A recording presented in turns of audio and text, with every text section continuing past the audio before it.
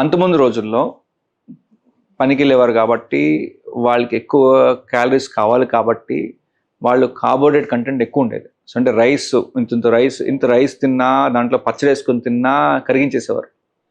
So ఎందుకంటే వాళ్ళు పని చేసేవారు కాబట్టి. సో ఈ రోజులో అలా లేదు.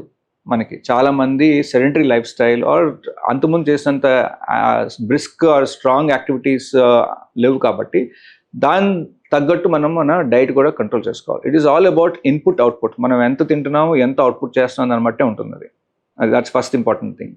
సో దీంట్లో మనకి కార్బోహైడ్రేట్ కంటెంట్ అనేది తక్కువ తింటే మంచిది.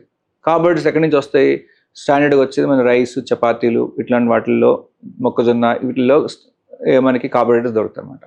ఆ క్వాంటిటీ మనం యాక్టివిటీస్ ఎక్కువ లేనప్పుడు తగ్గించి తింటాం మంచిది. ఒక cup of rice, 1.5 cup of rice depending upon me activities బట్టి అది. అలాగే కూరలు ఎక్కువ తీసుకోవాలి. కూరలు ఎందుకు అంటే కనుక that will have lot of fibre in it, number 1. దిల్ will also have lot of vitamins and minerals in it which are essential, right?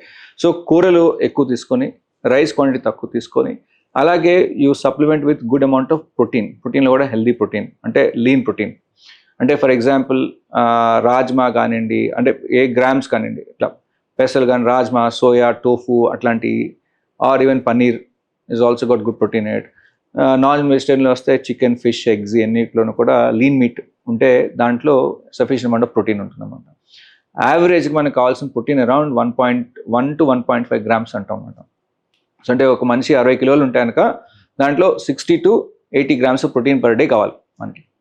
So అలా ప్రోటీన్ కంటెంట్ తీసుకొని, ఫ్యాట్ ఆయిల్స్లో కూడా మనకి healthy oils, polyunsaturated fatty oils అంటాం అనమాట. Like typical example olive oil లాంటిది.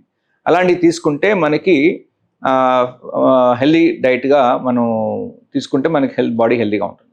And timing, whether you take 2 meals a day or 3 meals a day is absolutely fine, but timing stick అవ్వండి. And అది కాకుండా మనకి ఆ ఫుడ్లో కూడా మనకి ఫుల్గా ఉంచిందో తినకూడదు. 70 to 80% రాగానే ఆపేయాలి మనం. మెడ్ ప్లస్ లో అదే మెడిసిన్, అదే క్వాలిటీ, మార్కెటింగ్, డిస్ట్రిబ్యూషన్, ఇంకోటి అంటూ వీళ్ళకి అదనపు ఛార్జీలు ఉండవు. అందువల్లే 50 to 80% డిస్కౌంట్ లో మనకు అందిస్తున్నారు.